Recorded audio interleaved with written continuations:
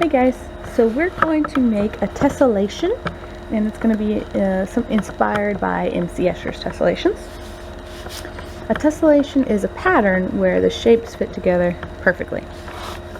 So the way we're going to do this is we're going to start with a square. There's lots of different ways you can do it. This is one of the simplest that I could show you quickly. So what you got to do with your square is cut out some kind of design shape pattern from just one side. It's very important that you only use one side at a time. So down here, the bottom side, I'm going to cut out a weird shape. You can cut out whatever shape you want. After you see how it works, maybe you'll think up a shape that you want to do. Okay, so now that I have cut out this shape, I'm going to very carefully move it straight up. And so now it is on the top, but it's in the same direction, okay? So take a little piece of tape here, and I'm going to carefully connect the piece I cut out to the top of my tessellation. Try to make sure there's no gap.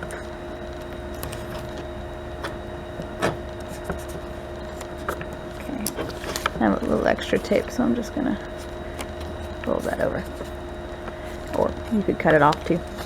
Okay, so now this could be tessellated just like it is, but to make it a little more interesting, I'm also going to cut a shape from one of the sides. So I think on this side, I'm going to cut a shape.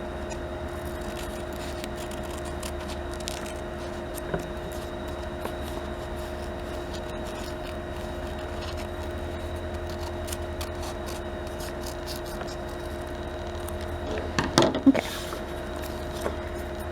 So this little shape I cut, I'm going to move to the other side. I need to draw it straight across.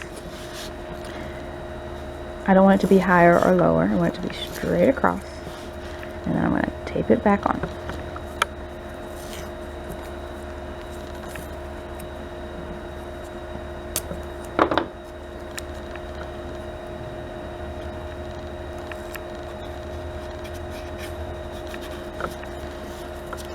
A little extra. Don't want that extra tape.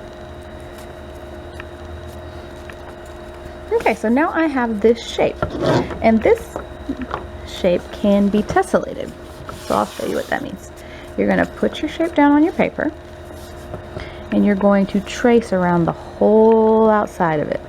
You got to be very careful to make sure it stays still while you trace it, even all the little tiny flaps and stuff. So you need to hold it down and then trace each part. Don't let it move. If it moves, you need to line it back up with what you already traced. Very important, it doesn't move for this to work.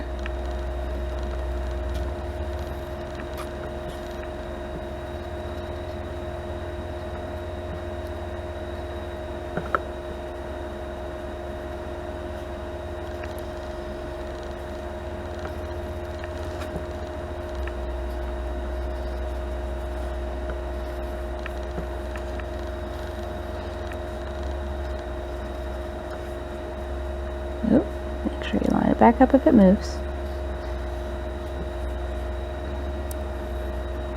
Trace the whole thing. So there is my shape. So now that it's traced is kind of the fun part. You get to come up with what is this shape, and you can turn it in different directions. You could decide what it looks like.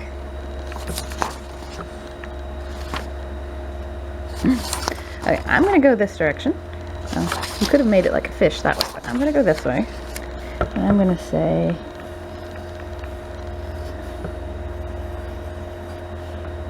it's got some googly eyes.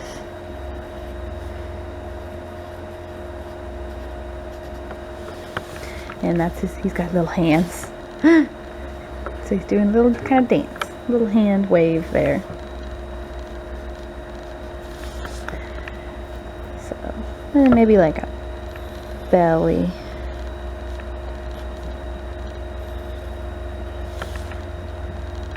Okay, so now that we know what our picture is, we can tessellate it.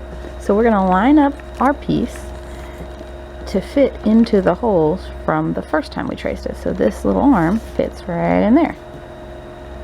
And then you can trace again. Make sure you hold it down still and trace it.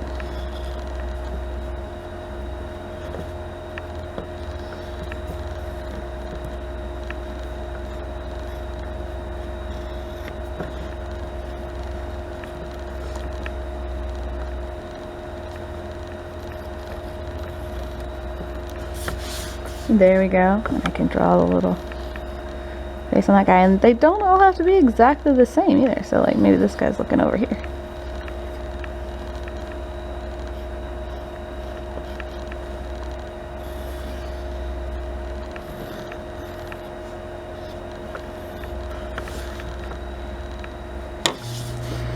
Okay.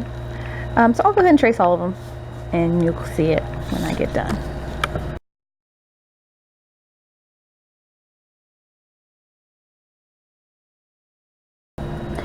Remember to do your tessellations all the way off the edge of the paper in every direction. So you can see here, even though I can't see all of this one, I'm still tracing it.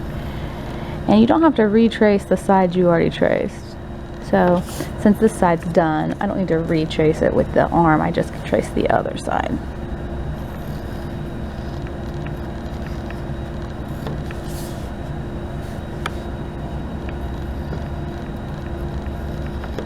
Okay, so I'm just going to go put the details on each one.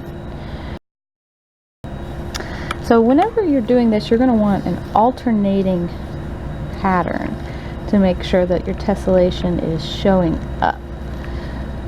And it's really obvious and clear. If you just color these all willy-nilly however you feel like coloring them, it's not going to show up as well. Like the tessellation that you worked hard on, it might be that people can't see it or don't notice it as much.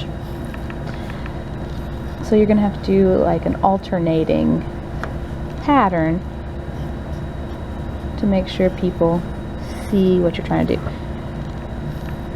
Okay, all these guys, we can just see their bellies up here.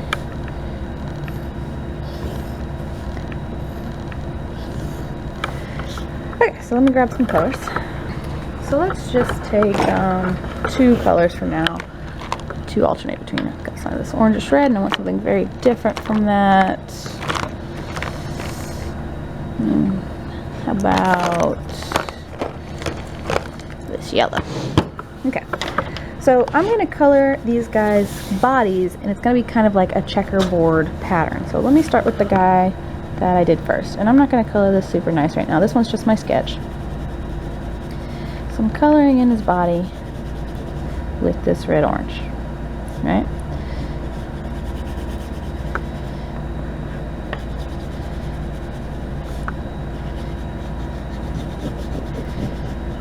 Okay, so that guy, his body is done. His details aren't done, but I'm not too worried about that yet. So now, anyone that's on a corner from him, so here, here, here, and here, those guys will be the same color as him.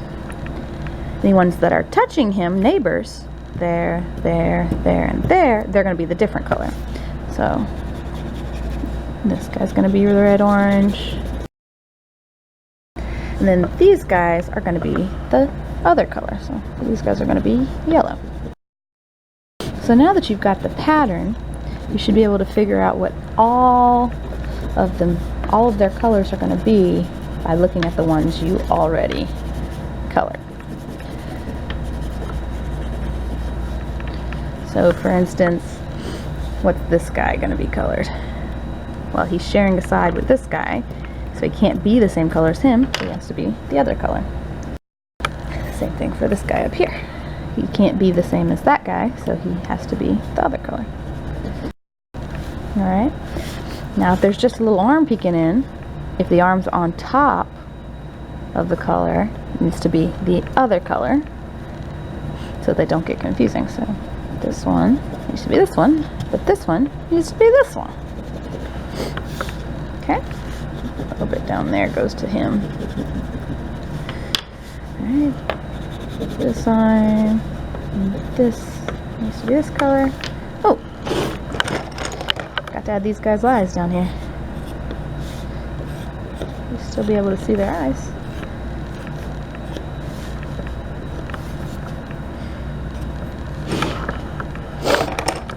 There we go. Okay, okay, so this guy, oop.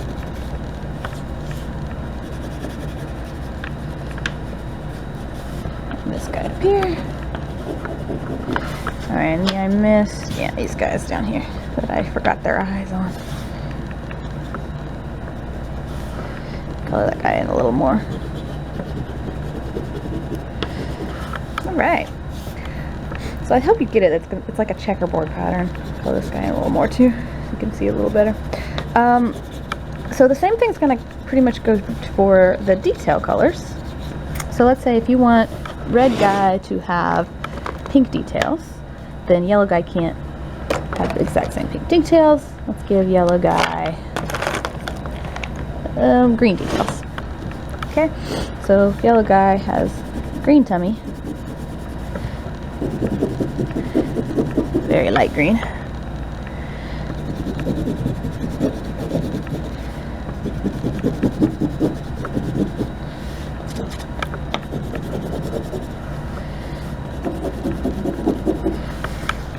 And then red guy has pink tummy.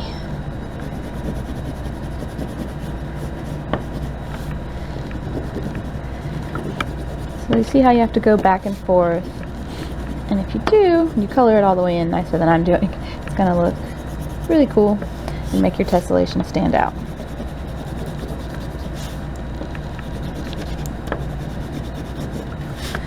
Alright, I'm going to go ahead and stop there on my guys. I think you get the idea. Have fun, guys.